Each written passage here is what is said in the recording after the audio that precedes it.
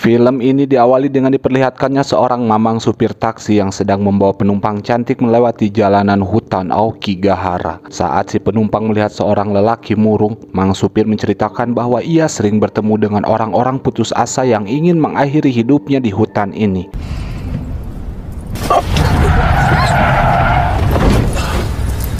Betapa kagetnya mang supir saat melihat dua bocah keluar dari dalam hutan. Kemudian mang supir langsung menyelamatkan kedua bocah yang sudah terlihat burik dan dekil itu.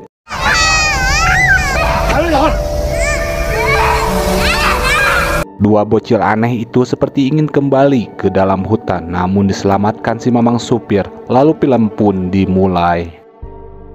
Kemudian adegan berlanjut pada seorang vlogger energik bernama Akina. Terlihat ia sedang melakukan siaran langsung di sekitar hutan Aokigahara. Demi membuat sebuah konten, Akina memberanikan diri nge-vlog di hutan yang katanya selalu membuat orang tersesat karena tempat ini menjadi tempat favorit orang-orang yang ingin bertemu dengan malaikat maut.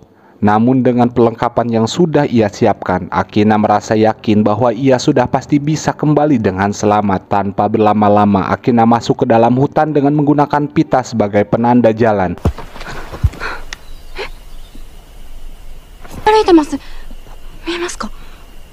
Ketika berada di kedalaman hutan, Akina dikagetkan oleh seorang yang sepertinya ingin cepat-cepat menemui malaikat Ijroil. Kemudian Akina berniat untuk menghentikan niat orang itu.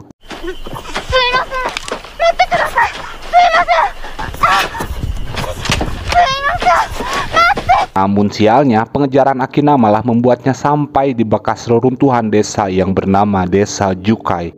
Dan menurut komenan followers, desa tersebut sangatlah angker dan loba juri, dirasa ngeri juga. Akhirnya Akina berniat segera keluar dari hutan itu. Akan tetapi GPS dan kompasnya malah error. Dan kali ini satu-satunya harapan untuk pulang adalah dengan mengikuti tanda pita miliknya yang berwarna merah.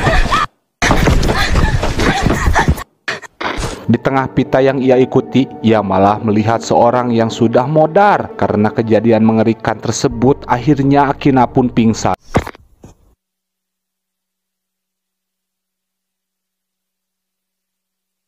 Tanpa diduga, sesuatu yang misterius mengambil kamera milik Akina. Semua followersnya pun heran oleh sesuatu yang muncul dari dalam tanah itu. Begitupun dengan seorang followersnya yang bernama Hibiki yang sedang serius menonton video milik Akina. Karena kejadian aneh itu pun Hibiki browsing mencari tahu tentang misteri hutan Aokigahara. Tapi tak lama kemudian ia didatangi kakaknya yang bernama Mei untuk membantu saudara mereka pindahan esok hari. Keesokan harinya, adegan beralih ke rumah saudara Hibiki yang bernama Mio. Mungkin mamanya adalah Yamaha. Saat yang lain sedang sibuk beres-beres, Hibiki yang seorang pendiam malah anteng memperhatikan kolong rumah. Melihat keseriusan Hibiki, suami Mio yang bernama Teru penasaran dengan apa yang sedang diperhatikannya. Telah dilihat-lihat, ia menemukan sesuatu di kolong rumahnya. Rupanya Teru menemukan sebuah kotak misterius yang terbungkus kain lusuh seperti cangcut mbak-mbak. Dirasa ini adalah harta karun. Mereka pun membukanya.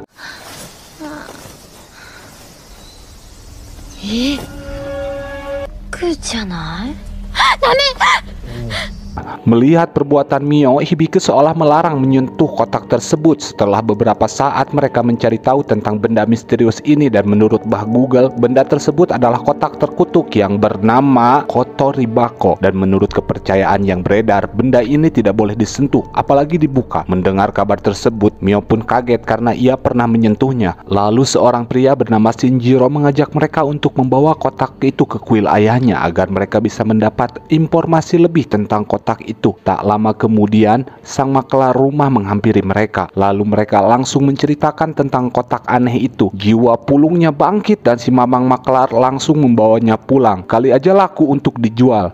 Di saat itu, Hibiki terlihat khawatir saat kotak aneh itu dibawa olehnya.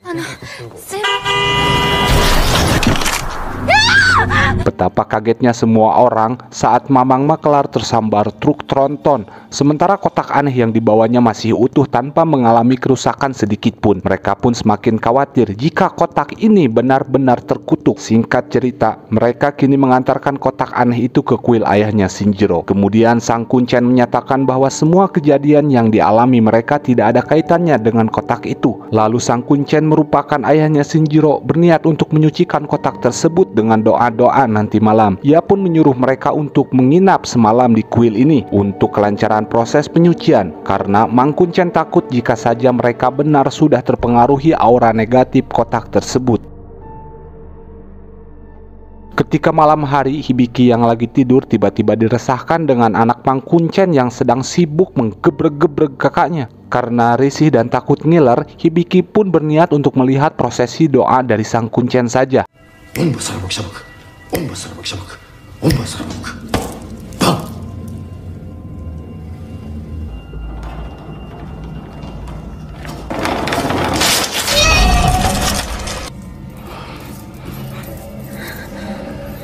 Entah apa yang terjadi, Hibiki kaget saat melihat Sang Kuncen yang bergetar seperti kerasukan jin Pargoy. Karena takut juga, Hibiki pun kembali ke dalam kamar dan tiba-tiba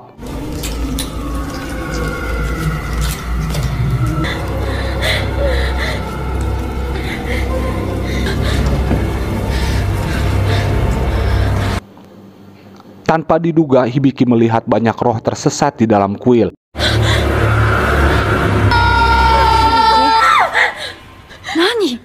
Saat kakaknya beres ngaduk, Hibiki pun tersadar. Di keesokan harinya, mereka berlima sudah berada di rumah masing-masing. Di tengah heningnya malam, Hibiki yang sedang tertidur terbangun oleh suara aneh di kamarnya. Dan betapa kagetnya Hibiki saat ia melihat kotak itu tiba-tiba berada di kamarnya.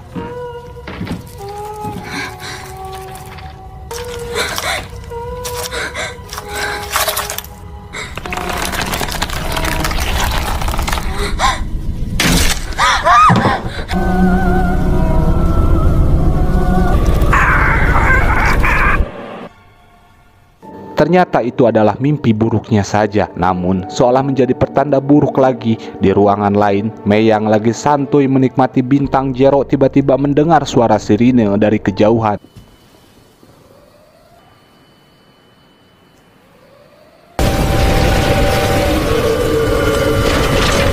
Ternyata kuil ayah Shinjiro kebakaran. Aneh sekali. Singkat cerita, Mei dan yang lain menjenguk Shinjiro yang mengalami luka bakar di rumah sakit setelah kejadian semalam. Tak lama kemudian, dua polisi menghampiri mereka. Lalu para polisi menunjukkan rekaman CCTV sebelum kejadian tersebut semalam.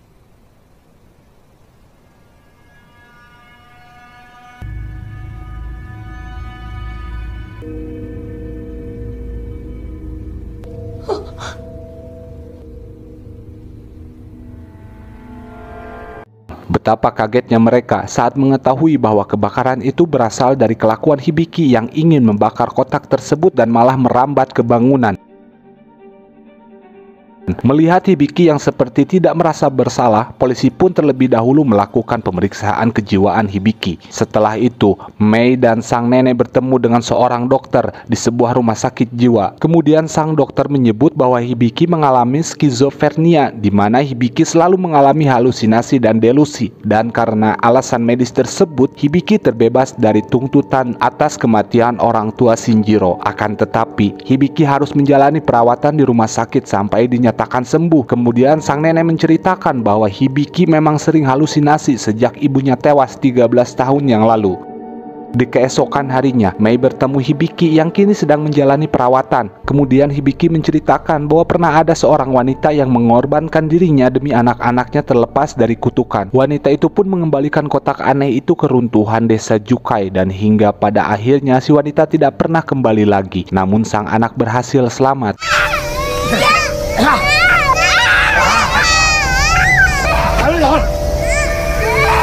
Mei pun berkata, "Dari mana kamu mengetahuinya?" Lalu Hibiki menjawab, dari ibu. Sontak kakaknya pun kaget karena sejak kecil ibu mereka memang sudah meninggal. Di hari berikutnya, adegan beralih ke rumah Mei yang kini tinggal berdua bersama neneknya. Melihat sang nenek tidak kunjung selesai berdoa, Mei pun mengeceknya. Betapa kagetnya Mei saat mengetahui sang nenek ternyata sudah tewas dengan keadaan yang aneh. Parahnya lagi, jari manisnya sudah menghilang. Di sisi lain, Mio yang sedang berada di rumahnya tiba-tiba mendengar suara tangisan dari kolong rumah.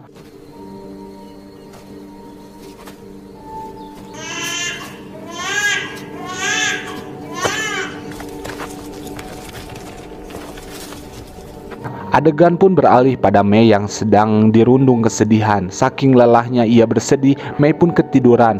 Lalu tiba-tiba ia bermimpi kembali pada masa ibunya masih hidup. Dengan suasana yang masih hangat, sang ibu menyuruh Hibiki kecil mencari dirinya ke dalam gudang untuk makan.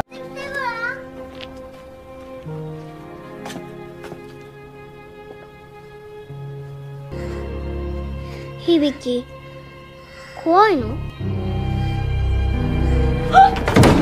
Betapa kagetnya Mei karena ia baru ingat bahwa dulu ia pernah menemukan kotak ribako. Ibunya yang panik pun segera mengambil kotak itu untuk dibuang.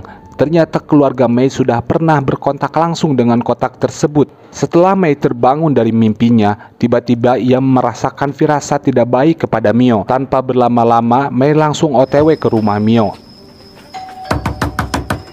Akan tetapi yang membuka pintu adalah suaminya, dan ia pun sedang mencari keberadaan Mio yang dari siang sudah menghilang. Lalu Mei mengajak Teru dan Shinjiro untuk mencari keberadaan Mio dengan menggunakan Google Map. Mereka pun tidak menyangka karena Mio sedang berada di Yukai. Kemudian mereka pun langsung gas ke hutan Aokigahara.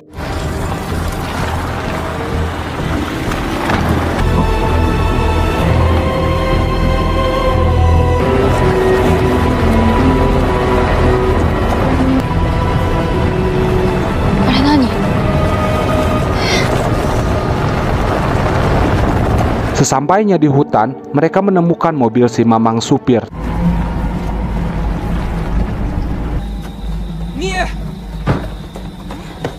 Tapi ternyata itu bukanlah Mio, melainkan seorang pelancong yang bersama mamang supir. Tero pun sontak kaget karena melihat mamang supir membawa dompet milik Mio. Mang supir pun menceritakan bahwa ia baru saja menemukan dompet tersebut di hutan. Setelah gagal menemukan Mio, Mang supir menceritakan tentang kelakuan keji pemerintahan di zaman dulu, di mana pada saat itu orang-orang yang tidak sejalan dengan pemerintah sengaja dibuang dan ditinggalkan di dalam hutan ini. Lalu Teru menanyakan tentang kotak aneh kepada Mang supir tersebut. Akan tetapi pria tua itu tidak menjawab dan langsung pergi. Di saat itu pula Teru dan yang lain pun kembali pulang untuk mencari cara terbaik untuk menemukan Mio. Di keesokan harinya, Mei menemukan Hibiki dan menanyakan keberadaan kotak aneh itu. Hibiki pun mengatakan bahwa kotak itu masih ada, akan tetapi ia tidak mengetahui lokasinya. Kemudian Hibiki menceritakan bahwa selama ini ia selalu diikuti oleh orang-orang yang ingin membawanya entah kemana.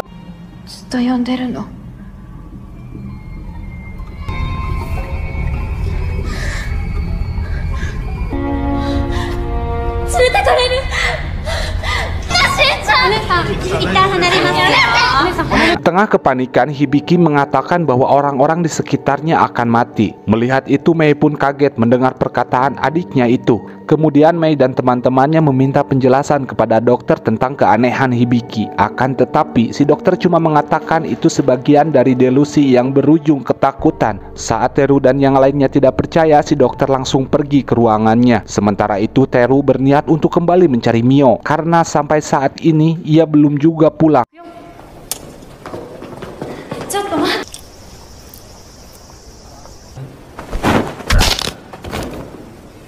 Entah apa yang terjadi, si dokter terjatuh dari lantai atas dan menimpa Teru. Terlihat semua orang histeris dengan kejadian itu. Kemudian adegan beralih kepada tim SAR yang sedang mencari Mio.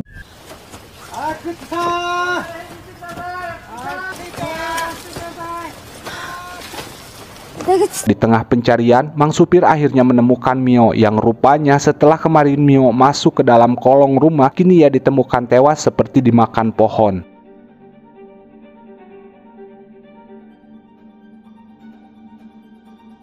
Di sisi lain, Shinjiro sedang menemani Mei yang masih bersedih melihat kesibukan Shinjiro di dapur. Mei pun menghampirinya saat melihat Shinjiro sedang berusaha memotong jarinya sendiri. Setelah Shinjiro sadar, Mei segera meminta bantuan dan di saat itu pula Shinjiro kembali bertingkah aneh. Akhirnya Shinjiro pun tewas setelah dirinya seperti dipengaruhi sesuatu.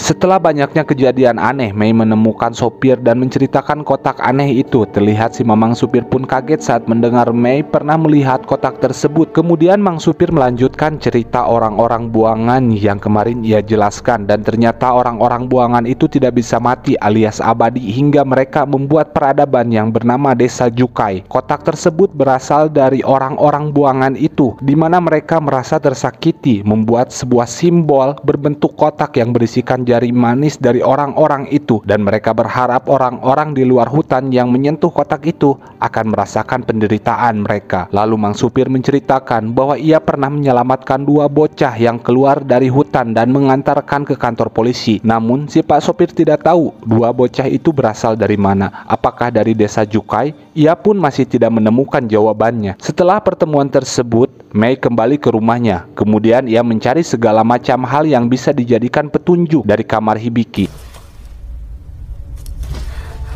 Tanpa diduga, Mei menemukan petunjuk keberadaan Desa Jukai. Kemudian ia mengambil gambar dari peta sebagai petunjuk untuk menemukan Desa Jukai.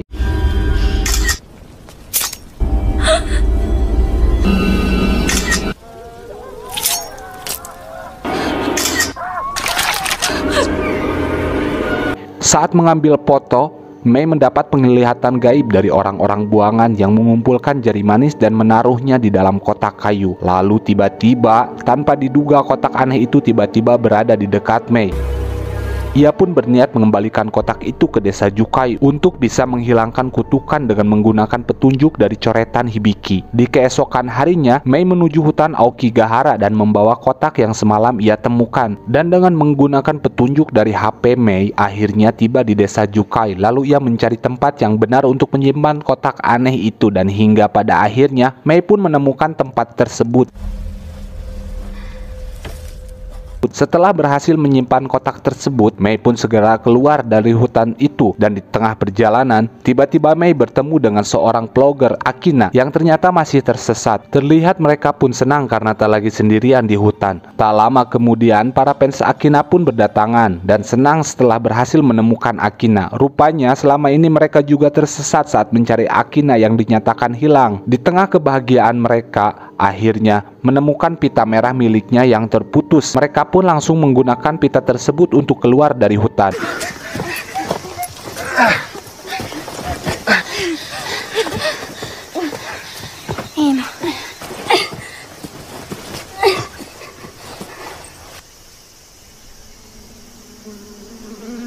Rupanya orang-orang yang bersama Mei tadi merupakan perwujudan jiwa Akina dan para fansnya yang sudah mati tersesat dan ingin ditemukan keberadaannya.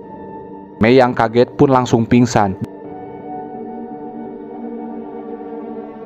Di malam harinya, Mei yang pingsan akhirnya sadar. Lalu ia pun kaget mengetahui dirinya sudah terlilit akar pohon. Dan tiba-tiba Mei didatangi roh Teru dan Mio. Mereka pun mengatakan bahwa Mei akan bergabung bersama mereka dan tinggal di desa ini. Di sisi lain, Hibiki yang masih mengalami perawatan tak luput dari gangguan kutukan kotak aneh itu kembali ke Mei, di mana kali ini roh Mio akan memotong jari Mei sebagai tanda resmi menjadi bagian dari mereka. Di tengah kepanikan Mei, orang-orang abadi dan terkutuk itu pun bangkit karena akan menyambut keluarga baru yang akan bergabung bersama mereka. Tepat pada waktunya, roh ibu Mei menggagalkan prosesi tersebut di hadapan para sosok mengerikan. Ibunya menggantikan jari Mei dengan jarinya. Mei pun tidak jadi bikin KTP di desa itu karena sudah digantikan oleh ibunya. Saat para sosok itu menyambut jari tersebut, ibunya membawa Mei kabur.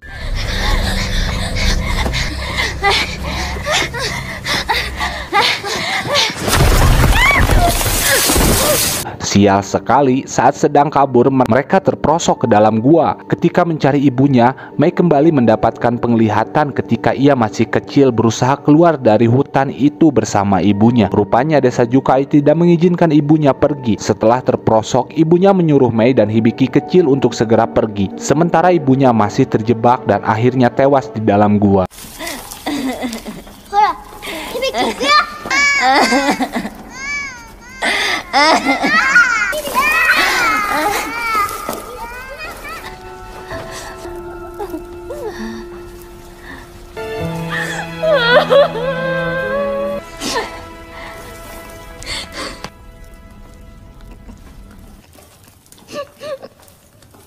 Dan ternyata selama ini mayat ibunya tersimpan di dalam gua itu. Tak lama kemudian, roh Teru dan Mio datang dan membuang semua isi kotak aneh itu.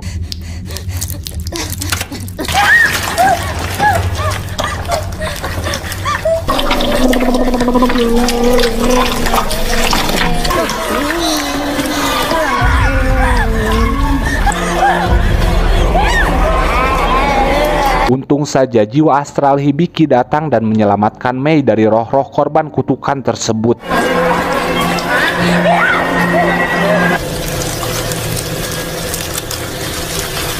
Kido-san, 私が助けにしたのにいいから。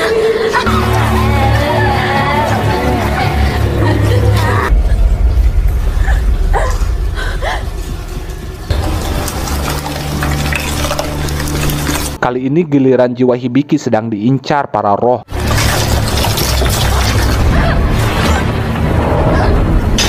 Saat Hibiki tak berdaya, ia mengorbankan dirinya demi keselamatan Mei. Setelah melukai tangannya, jiwa Hibiki menyuruh Mei untuk segera pergi. Di tengah kepanikan, Mei pun kaget saat melihat jari Hibiki yang sudah menghilang. Rupanya Hibiki menggantikan kutukan sang kakak yang telah menyentuh kotak tersebut. Karena seperti yang kita tahu, dari kecil Hibiki belum pernah berkontak langsung dengan kotak tersebut. Terlihat kakaknya pun bersedih dengan pengorbanan adiknya itu. Akhirnya jiwa Hibiki bersemayam di desa Jukai untuk selama-lamanya.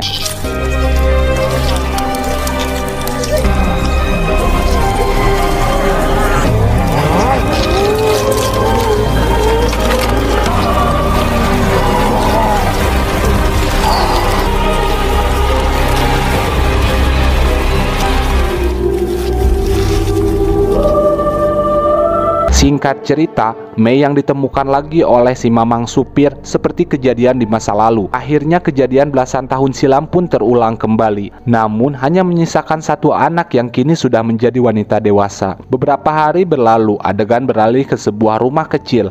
Terlihat seorang bocil perempuan memaksa ibunya untuk melihat apa yang baru saja ia temukan. Film pun tamat. Pelajaran yang bisa kita ambil dari film ini adalah jangan main ke hutan Aokigahara, karena itu sangatlah jauh. Sekian dan terima kasih.